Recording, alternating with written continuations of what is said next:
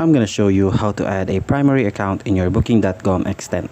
So to get started, all you have to do is just open booking.com and then log in into your account to make sure that you can add a primary account into your account. So from here, all you have to do is click on this profile right here and then click on primary accounts.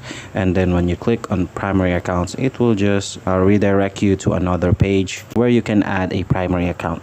So from here, all you have to do is just click on add primary account right here. So you know that primary account can edit your accounts, or they can hold or delete anything that they want. So make sure that you share your primary account or add your primary account to someone you know.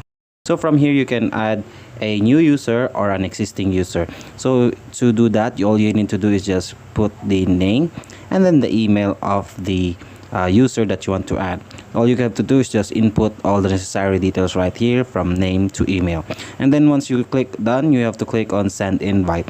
That will give them a notification or a verification email that they will need, or they will be a primary account to your booking.com.